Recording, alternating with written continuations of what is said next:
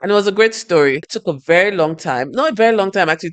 Power Gen did not do too badly in terms of the time. The project was actually ready, but they couldn't turn it on for maybe 9 months. A few people in the community refused because they said the tariffs were too high. They wanted to connect it to the grid. And it was interesting. We had a few members of their community come to the AEDC office. And that was the first time I realized that being connected to the national grid was actually a thing of pride.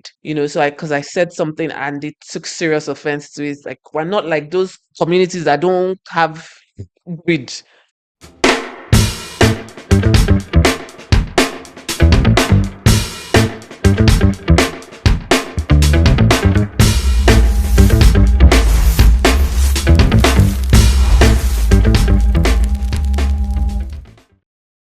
What does someone who worked in global finance end up doing in Nigeria's power sector? Instead of fancy boardrooms and power suits, our guest today chose the messy, on the ground reality of electricity, figuring out how solar and utility companies can stop working in isolation and start working for real people and for businesses. She's Omosede Imohe, and today she's here to break it all down. What's working, what isn't, and what Nigeria's power future could really look like. This is Connecting the Dots. I am Emeka Okpukpara. Omosede, how are you? I'm fine. Um, so you've been in the sector for a bit. I think when we first engaged was when you were working. You did some work for the NIAF program, but prior to that, you had a tremendous experience. Could you kind of walk our audience through what that looked like? So is this my experience in the power sector or before? Well, I knew you used to be an investment banker and you used to live in more exciting places, some would say, than here. So could you just maybe start from that and then walk us through how you landed in the power sector. Okay. So my first graduate job was actually as a cost engineer. So you are an engineer. Well, I studied engineering. I studied electronic engineering. Well, I haven't worked as an engineer, and I think I was 9 months, or maybe a few months into the job, and it just wasn't very exciting. And You so weren't I feeling thought, it. oh, let me apply to an investment bank because that was like the popular thing to do. And so I did, and I got in, and it was interesting because it was actually I think we're the first, maybe second group. I think we're the first. It was a program that I think it was maybe the MD at the time of the European um, branch wanted to do he thought the bank had gotten too big, so it was called a cross-divisional program where they hired, I think we're only six in that program. So they hired about 300. I don't know how many graduates they had, a number of them, but there was only six of us on the cross-divisional program.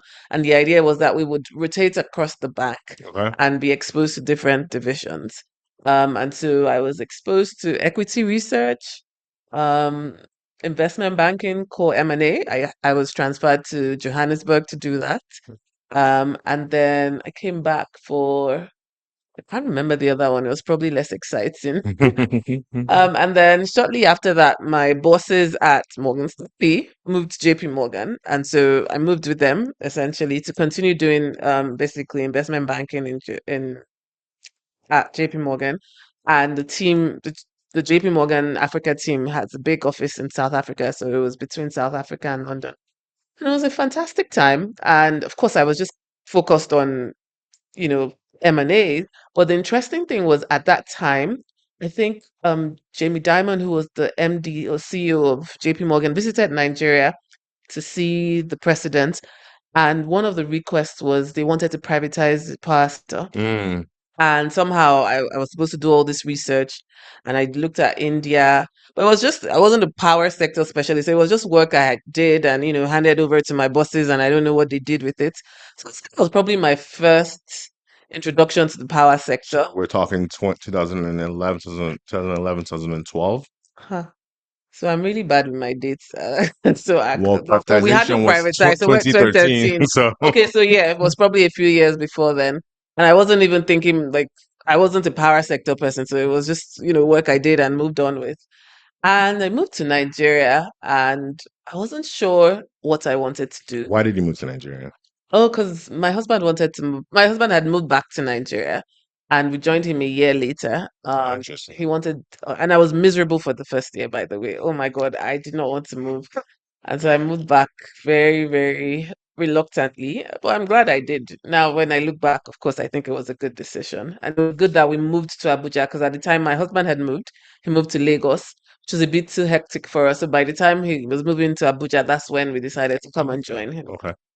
And so yeah, I joined it was a new institution, so I had just come looking for opportunities and there was an institution that had just been set up by the Central Bank of Nigeria, NERSAL, which stands for Nigeria Incentive,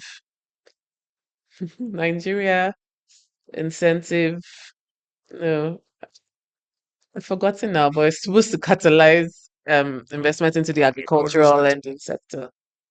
And so I was doing that. Okay, no, so before I did that, when I was looking for opportunities, I had one of these big four. I was speaking to them about joining their corporate finance team, but we couldn't really move forward because they were in Lagos and I didn't want to join. And then I didn't want to move to Lagos. We didn't really move forward. I don't think I ever had a formal interview, but at least I met with them.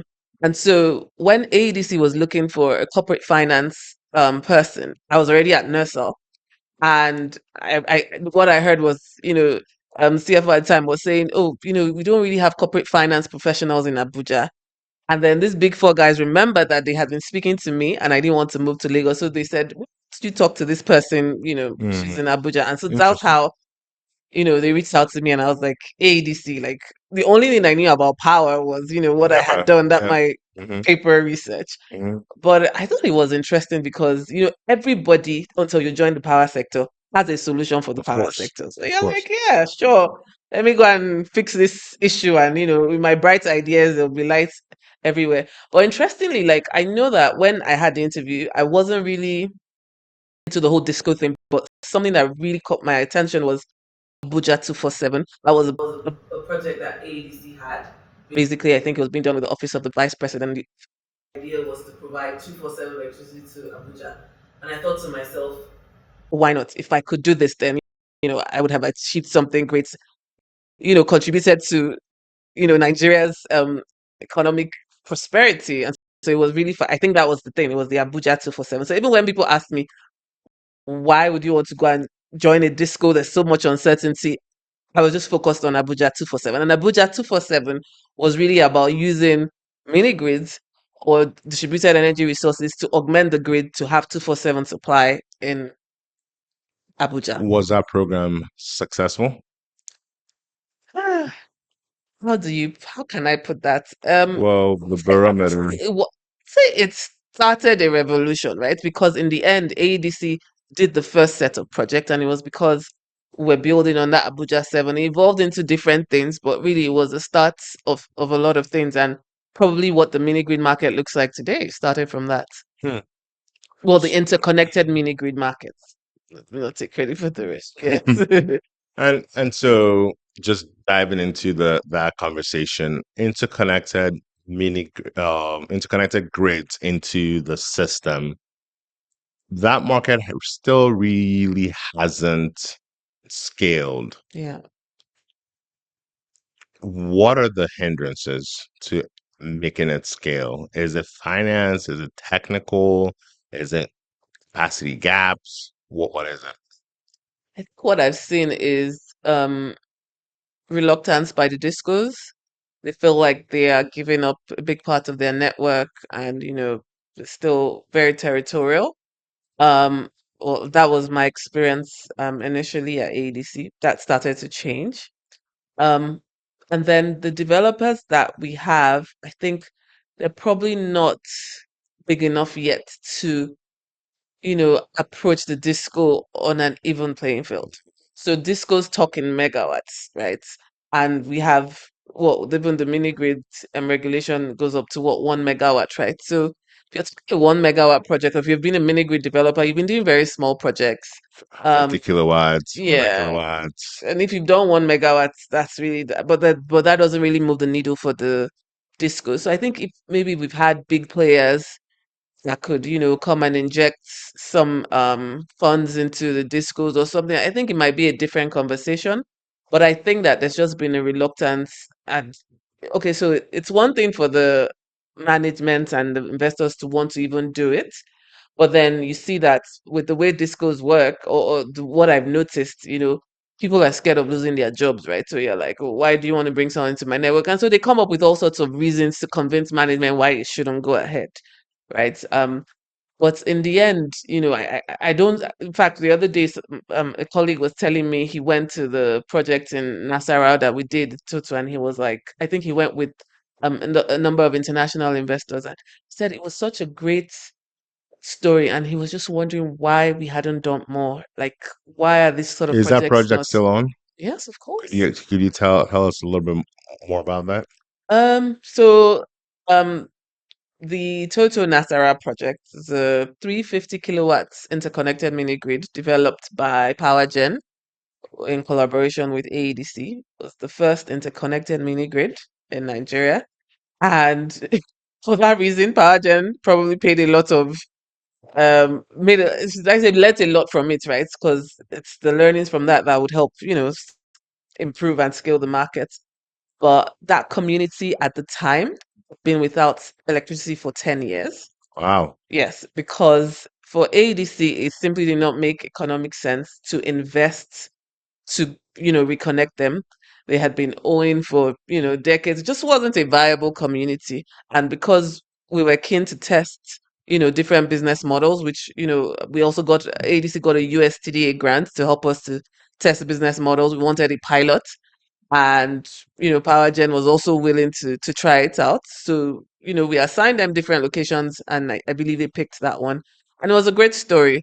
It took a very long time, not a very long time actually. PowerGen did not do too badly in terms of the time. The project was actually ready, but they couldn't turn it on for maybe 9 months because the community. I don't want to say the community. A few people in the community refused because they said the tariffs were too high. They wanted to connect it to the grid.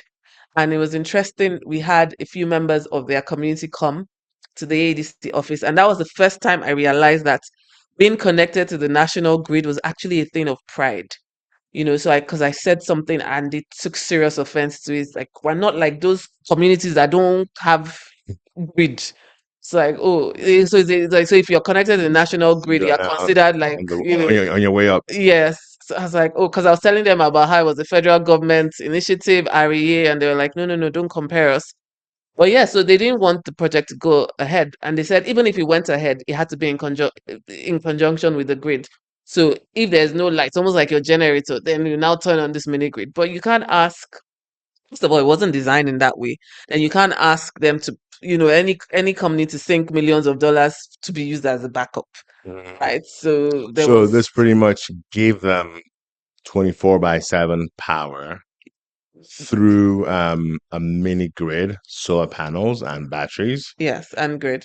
and grid. So grid was a tied in component to that conversation. Yes. So it's a system that's tapped, right? So you've got the panels, the batteries, then the grid. Yeah.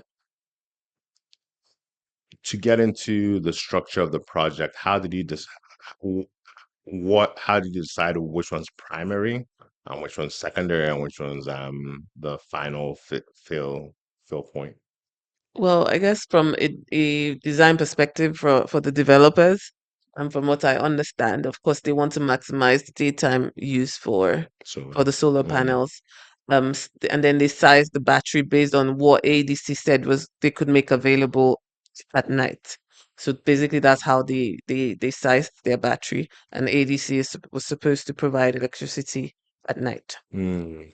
However, that did not go very well because, and that's also something that we learned because there was a reason why there was no electricity to that area. It was very difficult to get. There was vandalism. It was a very long line, and so it was Mhm. then difficult for AEDC to keep up with its own supply, and so that meant that they weren't able to do 24/7. So it was probably less than the 24 hours. I don't know how many hours, maybe 18 to 20.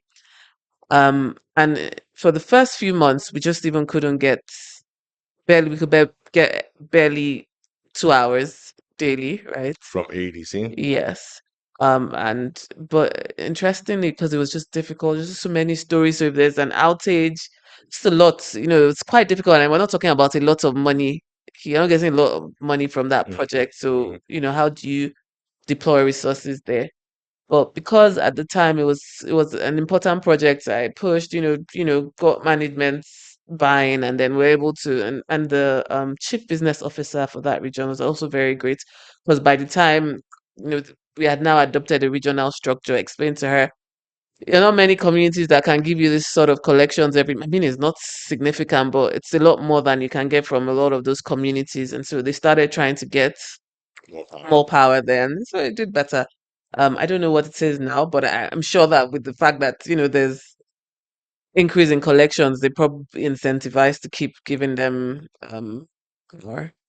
How does the tariff structure compare to what the Band 8 tariff is? Is it higher or lower? Oh, it's significantly higher. Okay, so a community that's quote unquote off grid um is now paying more than our folks are paying in Maitama and in Yeah. Usetu.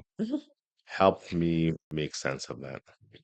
Well, one of the things that we learned also in that project, and I say we now because more like the ecosystem, I'm not sure from an ADC perspective, ADC and PowerGen will have the same perspective.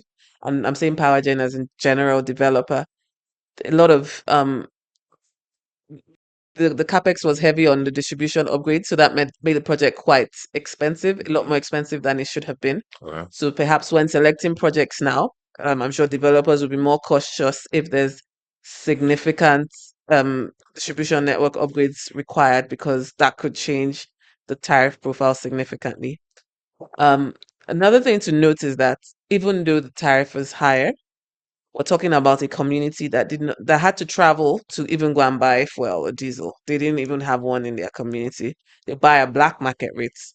So this is still significantly cheaper than what they could get. And this thing I realized when we went for the commissioning. I mean, we even had the Minister of Power there. It was great. I was like, really, power is life. Because the community, for the fact that they now had electricity, so they had insecurity issues. Because when it's dark, that's when darkness thrives now. But there's lights, and then so you don't have. So it's beyond just the pain. What the tariff? Don't look at the tariff. Right now, talking about even um prosperity returning to the town, more houses being built up. It's so I'm sure I haven't asked them now, but I don't think they would focus a lot on the tariff. And again, when you look at these communities, they do not have the kind of equipment that we have. We don't have ACs, or maybe a few of them will have ACs. A few of them will have a fan, they're just charging. So they're in the end, when we talk about this high tariff, so I don't want to talk specifically about the tariff here, but let's say the tariff is 500 naira in a community. The number of people that are spending 50,000 will be very few, right, in a month, because they are not heavy users, right? And the business people that would that would be doing that can afford it. We met a guy who came from Lagos. He has an interesting nickname around him being like from Lagos, right? So he has good business sense. He had a number of freezers that he used to make ice and stuff, and the transformation for his business alone, like he could expand so rapidly because he showed us the I think it was kind of a generator. It wasn't even a generator, but very black, and that he used to get water, and just the fact that that project was there meant that he could expand his what's it called, his business. Okay. And for someone like that, and then there was a yogurt company as well. If you ask them, if you ask the businesses, they will tell you that of course they all want cheaper, but at that high tariff, can they justify that running their businesses? Are they making a better profit, turning a better profit? They certainly are, and so they're not complaining about the tariffs. So more or less, regardless of the cost of power, it's still cheaper than the Yeah. cost of darkness. Yes, and the cost of them going into another town to go and get diesel or fuel to power their generators, black market rates. So this was still significantly cheaper for them. And then the convenience as well. Right. Interesting. So an approach of generation is still a massive issue in the power sector. Well, people will then tell you, no, actually, it's a distribution space. But there's probably a viewpoint that while we could have enough generation, it's getting to the right places and the right time, and people are able to pay for them. So that's why I think the DRE model works really well because you're able to inject power into a specific area Yeah, where those people are able to pay. I From agree. an economics point of view, Mm, this makes sense. And from your experience when you worked in a disco, mm. what are the what are the stage gates? What are the resistors that make this conversation difficult to have at a very high management level, so for management to agree and then to implement it all the way down? I think when you sell it to management, I don't think, yeah, there might be some initial hesitation, but I think they start to get it. But then they're not the ones to implement it, and so that's where it falls, right? Because if the people that are going to implement it do not believe in it, then they come up with all sorts of reasons why it cannot work. Hmm. And I also see that, so that's one. And then management, because they feel like, you go and present to them that, if this makes sense, these numbers, you could unlock these numbers. But then they are now looking at what the developer is getting. They're like, why is he getting maybe two times what I'm getting? Okay, because they are making investments that you're not able to make at that time. And so they start thinking, why can't we do it? So there's always that I've noticed that those are the two things. So there's a reluctance not maybe on the management. If management wants to do it, then the people implementing it could be reluctant. But then there's also the management and even the investors wanting to hold on because they're like, oh, if you think we can make this kind of money there, and then when you see the numbers, really, you see that the disco gets a lot less. But that's because they're not putting in anything. But they don't see it like that. It's like, oh, we're giving so much money to someone else. Why don't we do it? Well, you right now you do not have, that experience, and then you need to go and raise the money. And so, of course, this project is going to take forever. So I would say that that's probably what has made the projects not work as go as quickly as would like. And there was a great initiative from the regulators to say, you had to have a certain percentage. Percentage. Yes, How's that going? I think I liked it because I felt like, these girls were now going to take it seriously. Well, okay, so I haven't been in the power sector for just a few months. But I haven't heard that there has been any um consequences for not meeting that. I don't think any disco met that. So I don't know what the body language is for the regulators because that would make the discos to relax if the regulator hasn't said anything about those targets. So discos and utilities, is there a path that they can compete with, or is the fear that at some point the developer and the disco will now start competing side by side? Is that the fear of the associates from on a disco in the field, that they'll now start competing with these companies, and then these companies might end up providing a better service, then they're out of their jobs. No, this is not at management level now. So the staff are their Mhm. jobs, they feel like their jobs are threatened because they're like, we want to outsource. They think of it outsource, and they're like, what happens to my job? So they start telling you 10 reasons why it cannot work, right? It's more like they're worried about their jobs. And I don't even know if to say this, but in discos, there's a lot of inefficiencies, right? So there's in an area where there's very high ATC and there's a collection losses, it's possible that stuff is going on there. That if you look closer, they don't want you to look too closely, right? And then now you say you want to bring all these people, so yeah, so there'll be resistance. And I think with the resistance, that then makes it far difficult to implement anything from, because they have the local contacts, they know Yeah. a little bit more than you do coming in. One of the projects we're doing is we're doing revenue protection or revenue assurance pilot in one of the states. We started out with number of meters with smart technology and the whole nine. And we then found out that the disco staff hadn't properly done enumerations. So that X number of meters ended up being X times Hmm. 60%. Yeah. So it's now put the project in a very awkward place because you now have, let's say, a compound has 12 flats, five will have meters, and the other seven won't. And then the discussor suggested, let's merge the two, maybe two tenants into 1 meter. No, doesn't that you've wasted this entire Mm. project. And after digging through and really understanding, you find out that the real challenge is the folks on the field feel that the management staff have made some sort of money from this project, so they're not going to cooperate.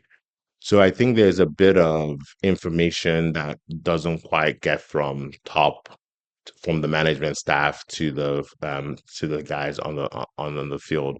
And maybe a way to solve that is by being more transparent, or is it having them do what they don't want to do by I I don't know. What do you think is a way to really ensure that information gets from point A to point B, or will fear end up winning the day? I don't think it's a matter of transparency because what else do you need to know? This works best for our company. The numbers justify it. This is why. These are the advantages.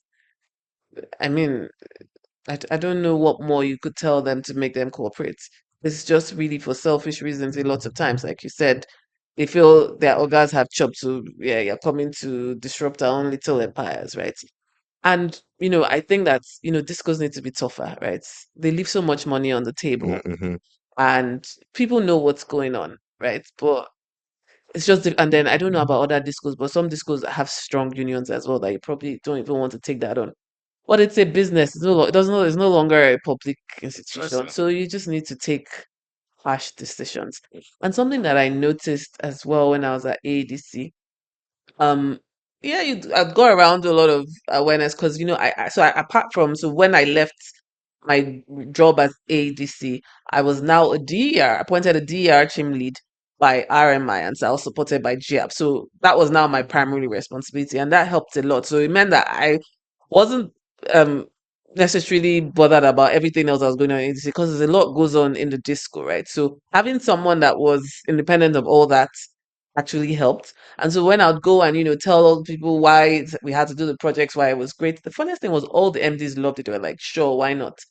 And then on the field, there's still a lot of resistance. But I remember one MD, and he went and commissioned the project, and he spoke about it at a management, not a management meeting, I don't know what it was.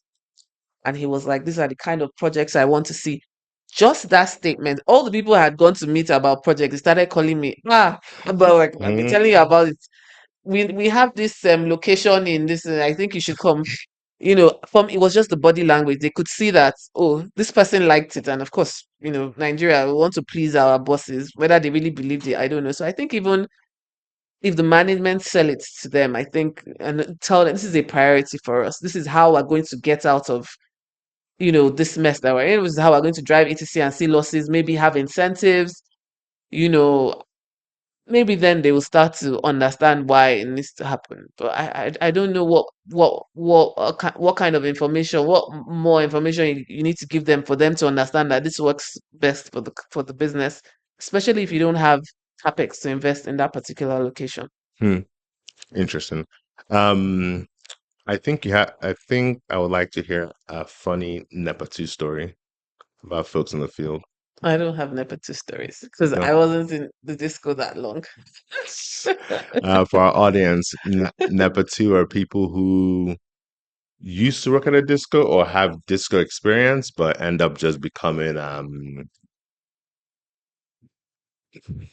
what's the word? They end up becoming nuisances to Informal, I don't know informal what to call people them, who who have knowledge of the network and probably operate their own mini network within the network, right? precisely so. they end up becoming a challenge to deal with as far as how the disco operates. 2016, the mini grid regulation comes to play, and that really started a bit of a not a bit. That started a real charge to do a number of interesting projects and very unique things that weren't here before. And now we've gotten to a bit where we have the DREs and all sorts of things coming to life. What else would you like the new leadership at NAC to really put into play to grow the space? They need to enforce the embedded generation target. Excuse me. Was it We like already have the 20% or targets. is it 30%? I think it was 20. Okay. I think it has to be enforced. So, And for instance, like, sorry to cut you off. For yeah, instance, you've got a budget disco that has 600 megawatts. No, that's what it was a couple years ago. So that means that 120 of their I think it was 56. I remember it being 56, so maybe it's 10%. I think it was 10%. 10%. Yeah, So that means, okay, that's when they were at 560. So that means that yeah, 10% of their generation should be from embedded generation embedded sources. generation. Yeah. Embedded generation that's renewable. 50% of that had to be renewable. Renewable. Yeah. Interesting. I So, think they have to enforce that because it forces, and then, so I'm trying to also remember this thing that NERC was doing. It was seven, so is it? accelerated migration of Mhm. feeders, right? And I thought that that was a fantastic idea. Explain that, please. So basically, you identify all the feeders in your network. They are classified band A to C, and then the ones that are band B to C, we had to submit an accelerated migration plan, how you plan to migrate them. Now, I had heard, not from official sources, but I thought it was a fantastic idea that if I think Discos should submit a number of feeders, right, based on their accelerated migration, which is what they had to do. And then you give them a timeline to invest and migrate those feeders. And if not, it's now going to be open to others to come and work with the Discos on it. Because the thing is, year in, year out, discos are not putting in the capex that is required to improve the supply, to reduce the losses, right? And n- nothing really happens. Mm, Nothing changes. And it's very difficult to get these people out of the business, right? And rightly so, it's their business.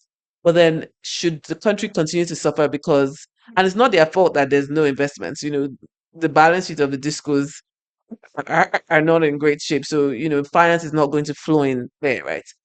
But if it's a business that is important to you as an investor, you find the financing, right? But if you cannot, you have to be willing to explore other models. And mm, that is where, opening this up, so the investors could have right of first refusal. So feeders have to be migrated within a certain time frame, right? If it's not, we're going to get other people to pay you a dues. They will pay you a dues because if your revenue is assured, then you shouldn't worry too much. mhm, mhm. And then almost force a franchising on them. I feel like that's the only way to compel them to, make the investments, or at least they may not make the investments, but to get investments in. I think that there has to be the regulator has to be a bit, has to enforce better some of these regulations. I know it's very difficult because Nigeria is not the easy place, and like I said, before I joined the power sector, I thought I knew it all.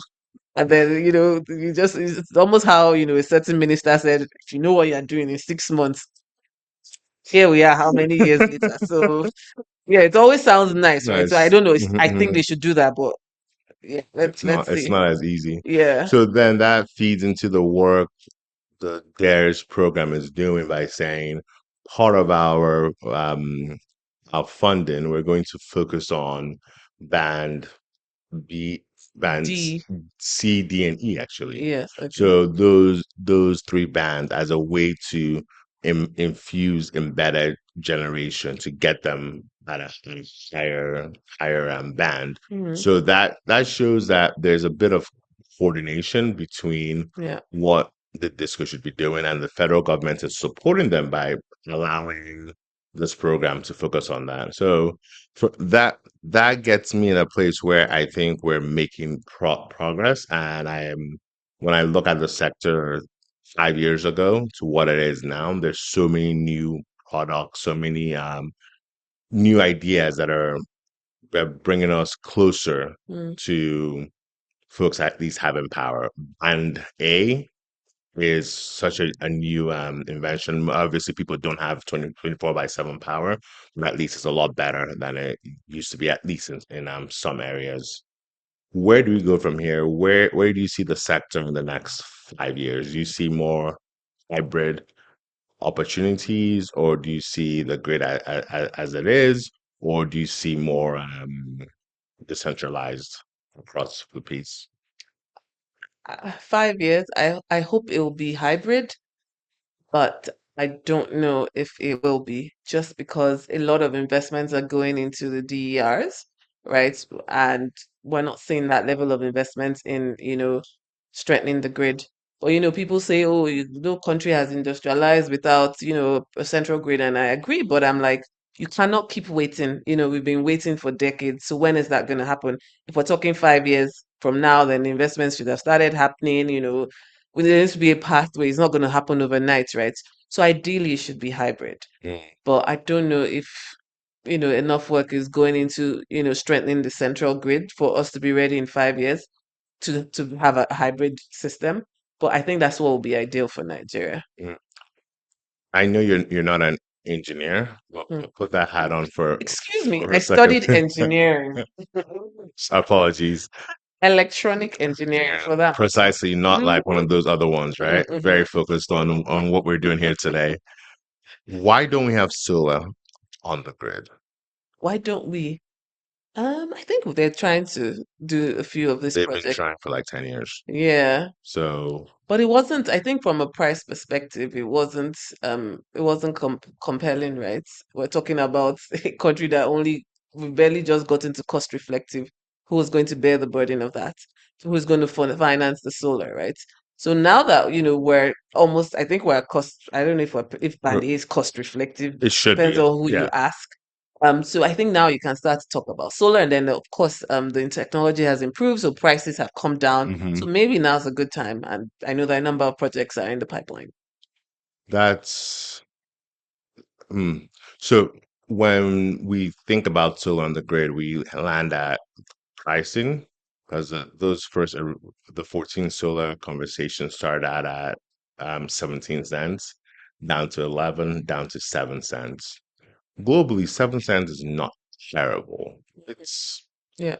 obviously could be lower, but I think there's a technology gap in our grid as far as how strong it is. So those are some of the things that for us to have a hybrid grid, we need to ensure that the central grid is strengthened, which costs a lot of money and Hmm. a lot of planning and coordination with Yeah. all sorts of people. Especially now we have the state markets as well, right? So Mm. so we have that Additional conversation. complexity. Yeah. So any last words? Well, I hope that in 5 years we do have a strengthened grid, but most importantly, that a lot of communities around Nigeria, through DES, through whatever programs, have reliable supply.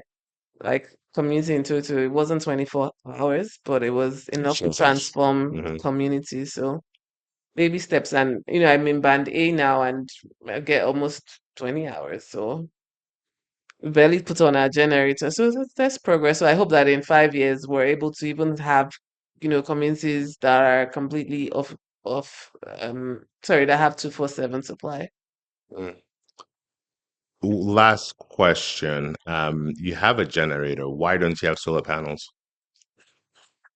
Because in fact, we talked about it recently, my husband and I. Um, if you do have, the grid is still the cheapest source right now. Not according to the Business Day article from like 2 days ago. Well, for us it is because we did get a quote to, be able to buy solar and batteries for the house, and it was significant. And then we compared it vis-a-vis just having, reliable supply from the grid, which we do, and it didn't make economic sense. And I remember telling my husband when we were discussing it, there was someone who doesn't have any knowledge of the sector, or they had forced him to buy solar. and he doesn't use a lot of electricity. And he was like, why do they tell people to buy this expensive thing? He's like, in my house, I can't spend more than this amount on AEDC. So you have to really think before you make that kind of purchase, right? So I don't know what he spent, but he was like, his thought about it doesn't really make sense, financial sense, right? But everybody kinds of jumps on the trends and stuff. But he just said, from a layman's perspective, he was like, why did I even do this thing? And that was the kind of analysis we did in my house. That, okay, does it make sense to spend this kind of money, or do we just stick to our? If we didn't have good supply, then maybe yeah, it would have been a consideration. But we decided that it wasn't a good enough investment at the time. Yeah.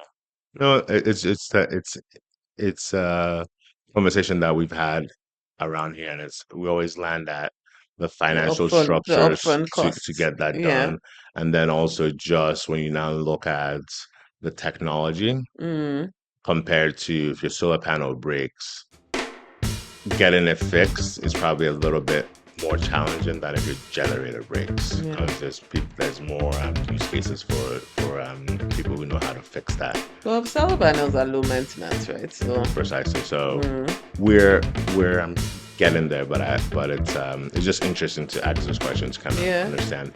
Thank you again for coming on today. Thank you, Emeka. I enjoyed being on connecting the dots, right? Yes. Thank you for having me. Awesome.